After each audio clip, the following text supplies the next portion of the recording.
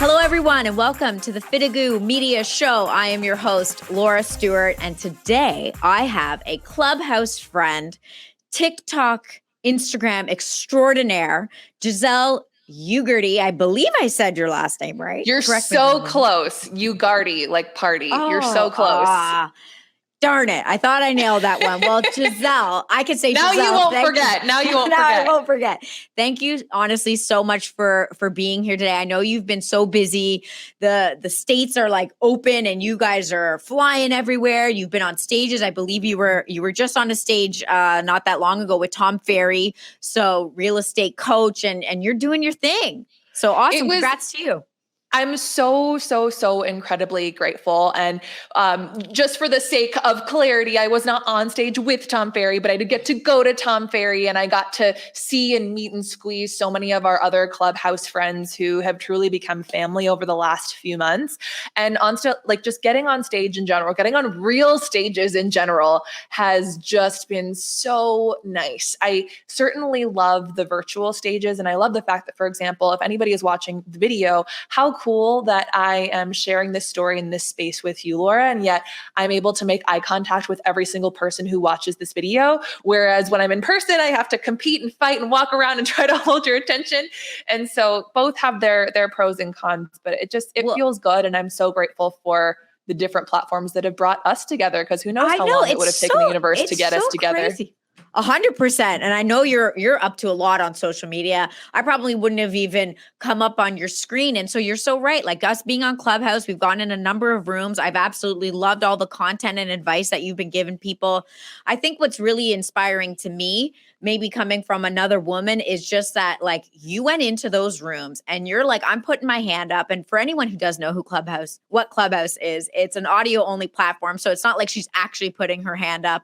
We can't see her. And so this is like really the first time I'm connecting with you kind of to your face, because I normally just see a stagnant picture of you. But you go into those rooms with a bunch of real estate agents who are preaching what they know and what they've known and for years and years and years and decades, and you're going in there with a different point of view. Perhaps that's because you're not actually a real estate agent, but also because it feels like you got your finger on the pulse with what's happening with social media right now. So I want to kind of dig into that a little bit more. Take me back to when you started saying, okay, you know what? I got to start creating content. I'm running a business. I need to get more eyeballs. Take me back to why you wanted to go down the social media content route and kind of where and when you started. Mm-hmm. Well, and I'll even take a moment to rewind even further than that, which is that I grew up as the youngest and the only girl in a family full of boys. And so for me, that's kind of my comfort zone, is to be the only. Don't get me wrong. I've had plenty of identity crises growing up where you wonder and you're trying to fit in and all of that. But I definitely started to have this little spark where I knew somehow that the things that made me different and unique could actually be really powerful, or in some cases that could be your superpower to separate yourself from the pack or to get a different kind of attention and then use that attention and influence for good. But when it came to using social media, for me, it was that I had moved from Minneapolis to LA and I wanted to pursue a career in entertainment news. That was my dream. I wanted to be on E! Entertainment. I wanted to be on the Today Show. I wanted to be able to tell stories and have this escape, because I grew up in this tiny little town where no one looked like me. And I went to a top journalism school over here, the University of Southern California, USC, huge football school, top journalism school. And I graduated and nobody wanted to hire me, because as it turns out in the world of entertainment news, it's not about what you know, it's who you know. And I didn't know anybody. I didn't have any roots in Hollywood. And I would go to auditions and I was what they would call green, which means very vanilla, simply just trying to fit in and having no particular spark or thing that was seemingly special. And so what I did was somebody gave me the advice that I should learn how to do everything in and around the world of journalism. So I wanted to learn how to produce, shoot, edit, write, all of it. Not only because supposedly that made you better, it allowed for you to appreciate where appreciation was due, but also call out when someone's taking advantage of you. And this is what I tell all of my real estate clients when they're hiring, when it comes to production and social media management and what have you. But what ended up happening was I started to upload videos to this tiny little platform called YouTube. And at the time, YouTube really was this tiny little platform. Like I had to explain to people what YouTube was. It was not a verb. Everyone and their mom did not have a blog. I had a blog and I had to explain to people what that was. And influencer most certainly was not a job title. And not only did I learn because I wanted to get better, but I also was trying to make ends meet because I decided not to do the typical 9 to 5 thing. And I simply took every single job that I could. And I knew that by having different types of experiences, I could make myself more eligible for some of those odd jobs that I was taking. And I took every single freaking job. At one point, even being that girl on the red carpet who held the clipboard and was able to let people in and out of the club, the event, the room, the award show. Hey, there's a lot of power in the clipboard. Don't undermine the clipboard. Can I tell you? The clipboard has the power. I'm so glad that you said that because here's the thing. Those people who had clipboards then are decision makers now. And you never know. Here's the thing. If you're wanting to get the attention of the CEO or the owner of the brokerage, it's not always reaching out directly to them. It's getting in on who they surround themselves with. The interns, the assistants, the ones who are actually researching the ideas and picking out the guests. So I'm so glad that you brought that up. But I started to upload these videos, really, truly thinking that no one would see them. The only thing that I did know was, wait a minute, if I upload my videos here, I don't have to go through the trouble or the expenses of putting together a hard paper media kit. Because back then we would send out folders and manila envelopes. I would send out, I'm dating myself here, but I would send out DVDs as my reel to show people what I was doing. And all of a sudden I was like, wait a minute, I can just copy and paste a link and use this? Like, wow, this could actually save me some money and this could actually help me. And what I ended up finding were these extraordinarily average teenagers. I encourage you to write that down, extraordinarily average, who had hundreds of thousands, if not millions of what were called subscribers, and nobody was talking about it. They were making so much money, having products fly off the shelves, and I did not get it. I still truly thought that the internet was quote unquote beneath me because I wanted to be on cable television. I wanted to be on network television. But I studied it like crazy. I was like, well, what is it? Is it the day of the week that they're uploading? Is it the time? Is it the title of their video? Like what is it? I don't even think at that point you could upload your own thumbnail, people. Okay. And it took me years to realize, oh my God, Giselle, it's not about the technicalities of it or the tagging or the titling, although that's part of it. And trust me, there is strength in that in real estate and YouTube. But it was the consistency, it was the relatability, and it was the connection. They knew who they were talking to. They had a mission to simply be able to serve and bring about community and togetherness. And they kept on coming back. And for some of them, that was uploading a video every single day. For some of them, it was every single week. For some of them, it was every single month. But they came to their channels and they came to their videos with the purpose of being able to deliver something to serve. And that's where we missed the mark so much. I didn't realize it at the time, but the thing that I was doing right was I wasn't on YouTube because I wanted a bajillion subscribers. I was simply using it as a vehicle to my end goal. My end goal was not the view count. My end goal was not the subscriber count. My end goal was I want to be on TV. For you, it's I want to sell more houses. Or it might be I want to elevate my thought leadership and be a paid speaker. It might be I want to grow my team, and all of those things are right. But oftentimes we're chasing after the wrong vanity metrics and we're not looking at where our bank account and our time is measuring us up. Holy shit, Giselle. And that was, that. And so again, going back to separating myself, again, I never wanted to be on YouTube, but all of a sudden I had this secret potion. I had this secret formula. I had this secret platform and no one was talking about it. And so I used my knowledge of this platform to get my foot in the door with brands and with networks, whether it was saying, hey, I know how to use this. Let me be the face of, or hey, I know what this could do for you. Please let me produce your content. And that's what ended up happening. I became one of the first real life faces of CoverGirl Cosmetics. You can still see my face on Proactive Vending Machines, supposedly. But most importantly, I became one of the youngest correspondents to be hired for the Today Show in Australia when they were the #1 breakfast program. And that was the end goal. And somehow I did it in a different country and also had a nationally syndicated show. And so I started to use that to continue to elevate myself and set myself apart, where I never wanted to be just talent. I wanted to help manage. I wanted to help brand. I ended up working in advertising. And now it's crazy. I've combined all of my experiences to do what I call being an online performance coach. So I teach. Yeah. Go ahead. No, like I'm enamored by what you're saying. And I've been shaking my head and I'm like laughing to myself because I came onto this podcast recording today thinking I was going to talk to you about like how to post on TikTok. But after hearing this story, I feel like I'm going a completely different direction. What I really want to do is have like 3 glasses of wine with you somewhere and like really get to know each other. Everyone kept telling me that you and I would hit it off. And now I'm starting to know why. I mean, we have so much in common. I myself, like, I'm surrounded by guys here at the office. I don't even think we have any females that are one female that works with us on the team. Grew up with all boys, but I was like the pretty girl. Like I wanted to like play sports in my dress, but like kick their ass still, just so they knew that they got beat by a girl. So I totally get where you're coming from with that, finding that thing that like makes you different, that thing that like you thought was working against you for a while, but now is working for you. And so I love what you said there. And I also love you taking us down this journey. I myself have so many different career paths. I started in nutrition, then I went into fashion, then I went and worked at a car dealership for a bit. And then I went back to school, got my MBA. Now here I am as a real estate agent.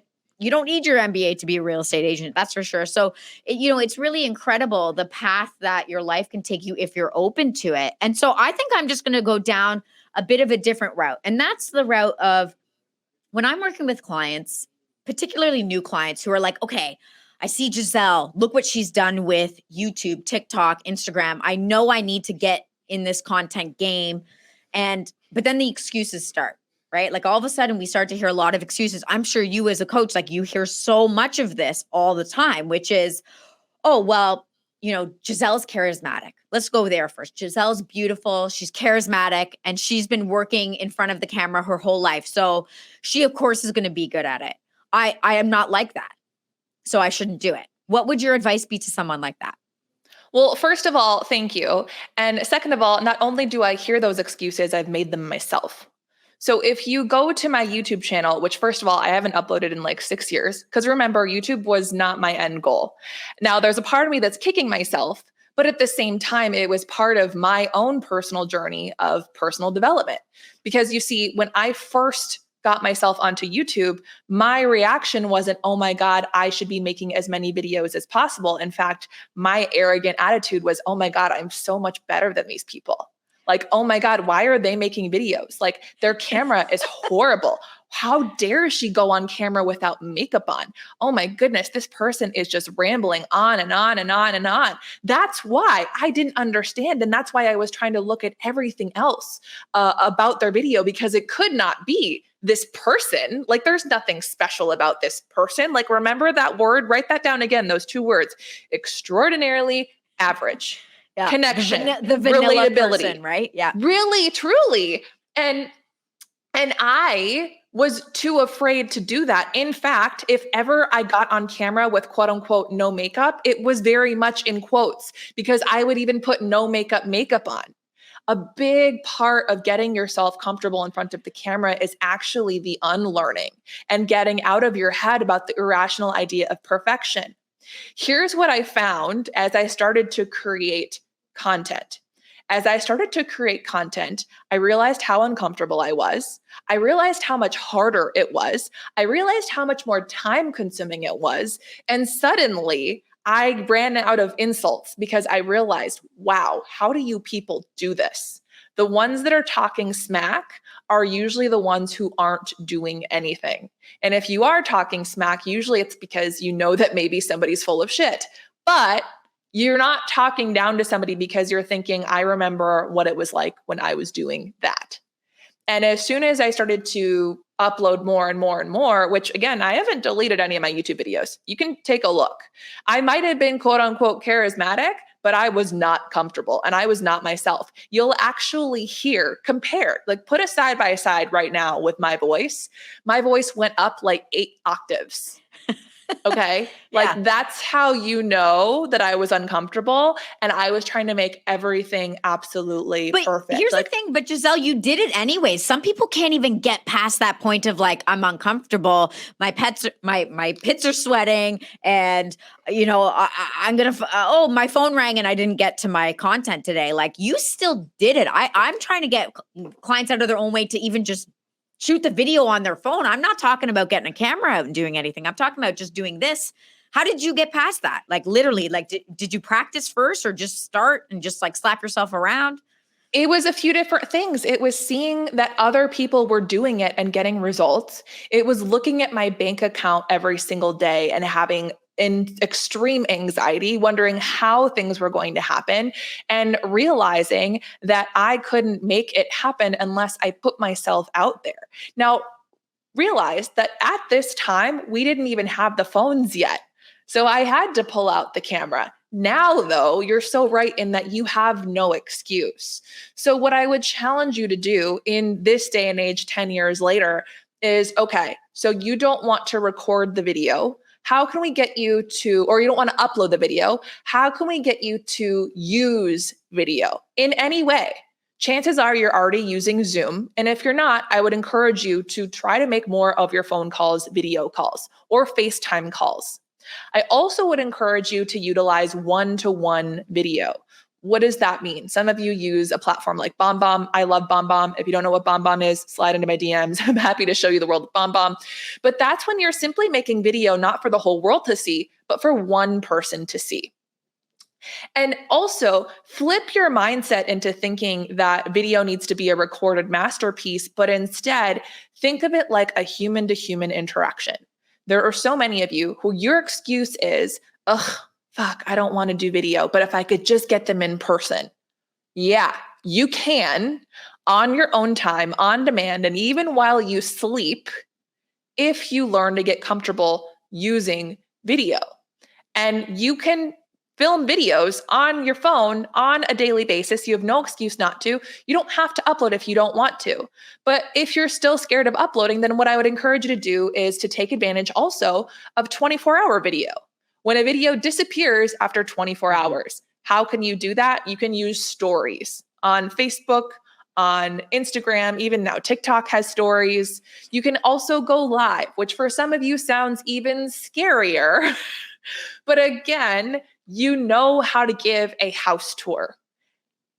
Put the video Well, the up. good news with going live, is that it's on. You're almost like forced to get over yourself, because if you're recording something, what I find is people will start recording and then they'll have a mix up and then they'll look at me. If I'm standing behind the camera, like, oh, I messed up. Let's start again. But if you're going live, it's like you can't stop.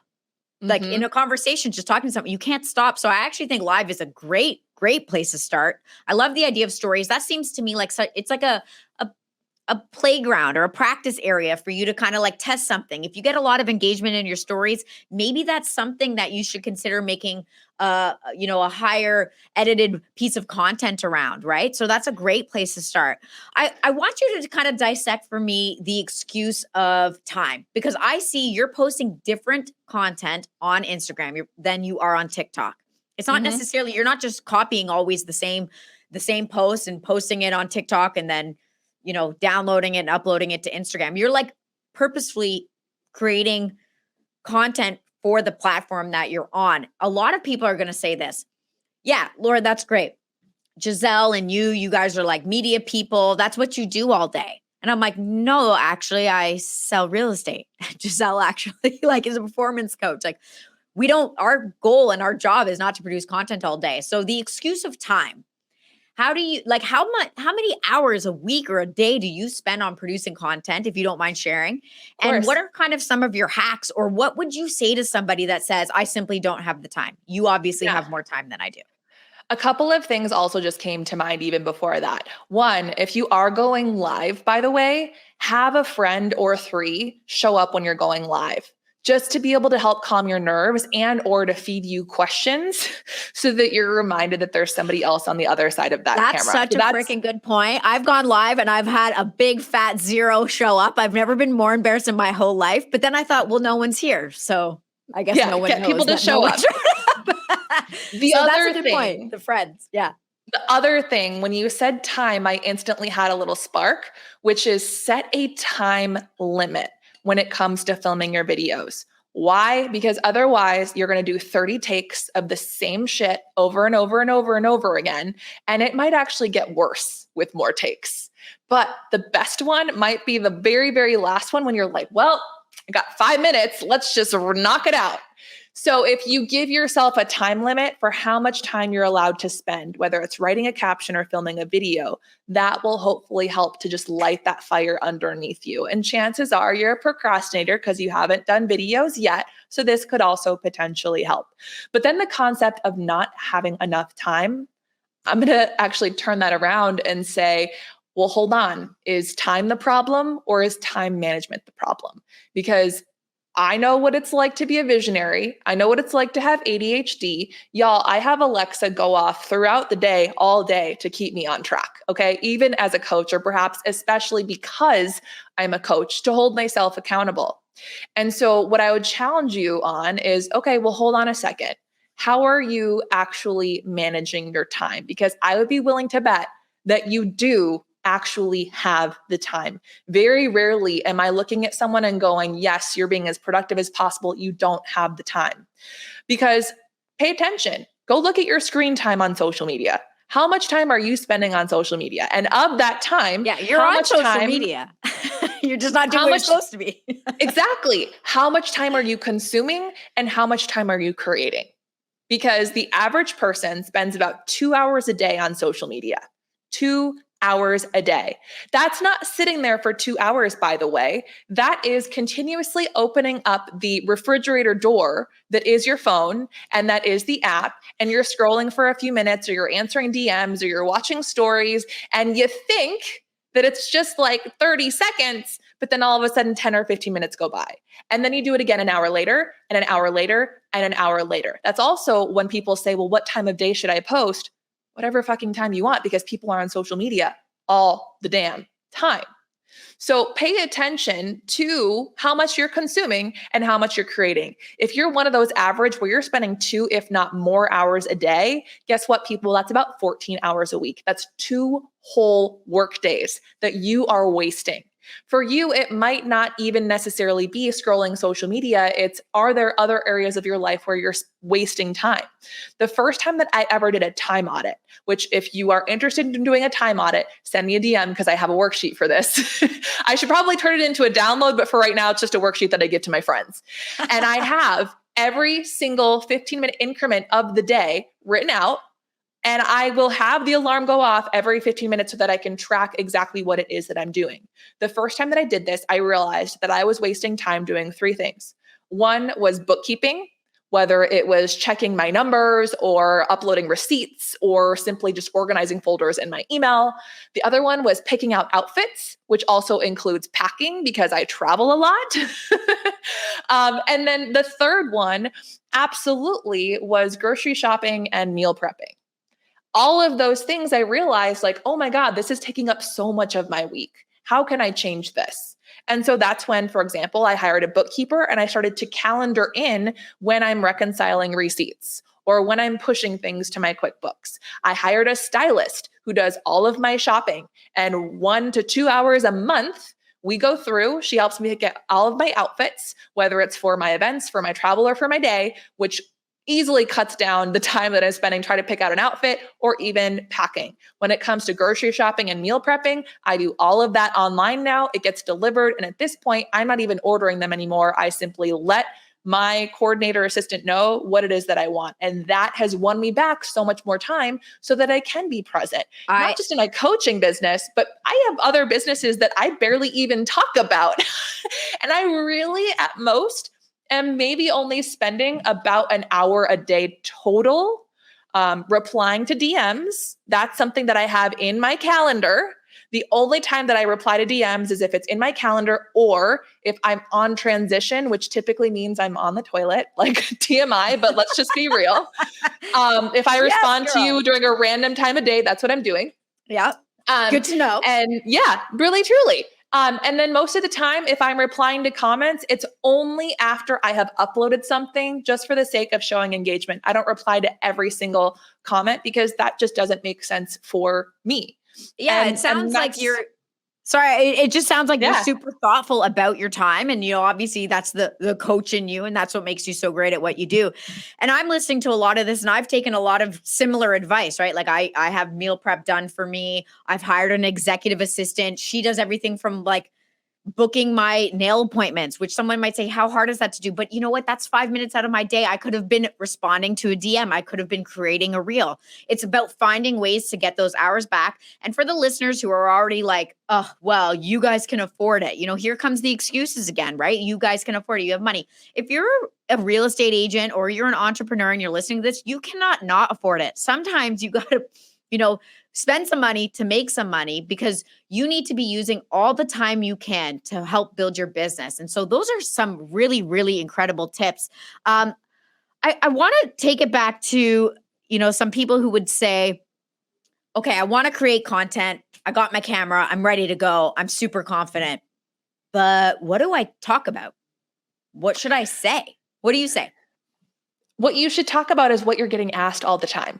If you get asked a question more than twice, then you should be creating content around it and or creating a keyboard shortcut around it. And if you don't know what a keyboard shortcut is, it's basically when you type in a few letters of text and your phone automatically comes up with the answer for that for you. Or even creating a pre-recorded video where if you're finding yourself training in the exact same way, whether it's showing your client how to go about digital documents, create a video so that you only have to explain it once. Hey, I actually made a video about that. Here, watch it right here. Think about the top 5 questions that you are getting the most, like down to the basics. We get a little too caught up in our heads sometimes where I have so many real estate agents who simply want to impress each other or your superiors. We're the worst. Rather than breaking it down for your clients. And even simple things like, who are you? What do you do? What is it like to work with you? Because here's the deal. Your process is different from somebody else's. I have a client who, for her, she sits down with every single client for 90 minutes. Like basically gets their whole life story, goes through old photos before she even starts to take them to see houses. Not everybody does that. And that doesn't make her process any better or worse. That's just what she does. It's very unique to her, and how wonderful for that. What is your process like? How many houses can I expect to see with you? How much house can I afford? Does it make sense for me to sell my house right now, especially when I have my family back to school and all things COVID? The very basics are usually where the gold is. Remember those words, extraordinarily average. What else do you do besides real estate? Where are your favorite places to go in the neighborhood? Like, just think about the questions that you're answering all the time, whether it is small talk or informational. And that's where you go when in doubt. I absolutely love this, Giselle. And I know we're tight for time today. I feel like we could go on for like an hour and a half, but I just kind of wanted to end with something for our anyone who's listening and or watching. I'm sure they got a shit ton of information from you today. I think the world needs a little bit more Giselle. Okay, I'm just going to throw that out there. Everyone can use a little bit more of you for sure. I would say, my hot take and my quick tip to people, specifically when they're thinking about what type of content they can put out there. I think the point that you said about the questions that you get asked a lot. I sell a lot of new build condos here in the city of Toronto, and I get asked the same questions every single time on the phone calls. And it's like, I only have, say, 12 hours a day. And each call takes an hour. That's 12 hours saying the same thing. And so what we did on our side was we shot a new build masterclass. So it's a 45-minute podcast video episode that we put up as a podcast. We put out on the YouTubes of the world, but that's great if you get some views on that. But more importantly, what we did with that video is we sent it out to all of our clients who are in the process of buying new build condos. So every time someone puts their hands up and say, I want to buy this, I say, great, watch this video first. Then when you're comfortable, come back to me. It wastes no time of my own. Plus, I got to take that 45-minute piece of content and chop it down into micro pieces of content. So I can put that on the social medias of the world, and I can give little tips about closing costs or about tax implications, about the process, about who we are, exactly like you said, right? And so that filled up, my social media channel for a month. So really start to think about all the things that it is that you're answering all the time. Those are going to be your big piece of content. They're not necessarily going to make you famous. But again, I think it all goes back to what you said at the beginning, which is like, what is your why? Like, are you trying to be an influencer, or are you a real estate agent, entrepreneur, and you're just trying to do more deals? That needs to be the focus, right? Absolutely. What's one maybe more tip that we haven't really covered today that you kind of want to leave our guests feeling and inspired by? Oh my goodness. Besides simply get the fuck on video, is find an accountability buddy. Find an accountability buddy, but perhaps even more important than that, because how are you going to have an accountability buddy if you're not sure what you're accountable for?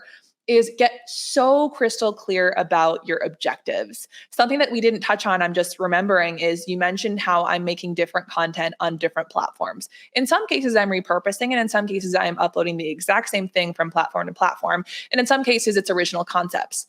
But the reason why, and my thought process through that, is because on each platform, I have a different objective that I'm trying to accomplish. And I also, in some cases, have different audiences who I'm wanting to target and hit.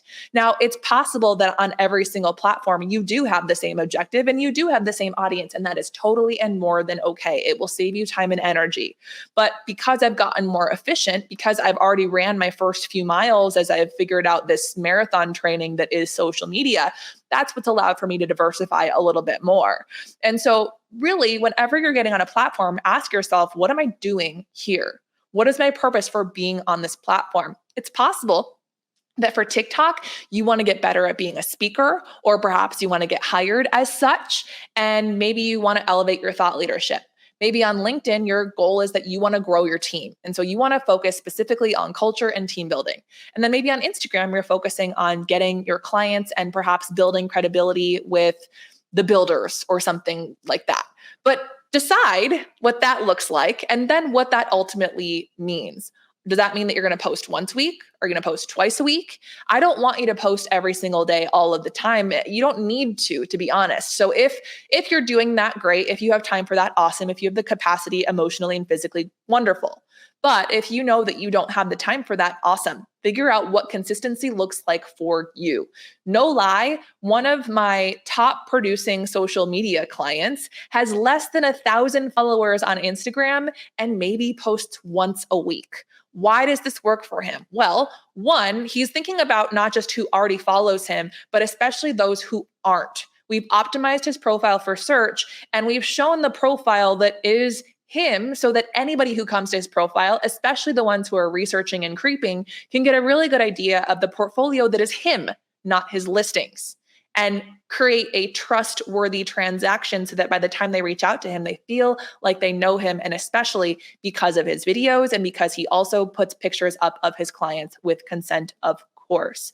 So don't get caught up in the follower count. Don't get caught up in the Gary V's of kill yourself, whatever it takes, work as hard as you can, grind. But instead, figure out how you can be more intentional with your time, how you can manage your time and relationships better, and then hold yourself accountable. Because if you know what to do and you're not doing it, then guess what? You can't do it by yourself, and you need to find somebody to hold you accountable for you that you can trust. My biggest takeaway here is that you and I need to start like a t-shirt company that just says, get the fuck on video. And that's going to be the answer to most people's problems. Yeah. So get on video. Get on video. There's another business venture for us there. Giselle, thank you so much. How can people find you, get a hold of you? What's the best way? Absolutely. Find me everywhere and anywhere at Giselle Ugarte, GISELLE UGARTE. My favorite playgrounds are Clubhouse, Instagram, and TikTok, and my DMs are always, always open. And I do have programming now specifically for real estate agents. So if you're wanting to level up how you're showing up on social media and getting the fuck on camera, then definitely slide into my DMs and let's figure out how we can work together. We'll be sure to put all the information in the notes of the show. Again, Giselle, thank you so much for being here with us today. And for everyone who's listening or watching, let us know how you think. Comment, like, share, subscribe, do all that good stuff. And we'll see you next time. Bye. Awesome.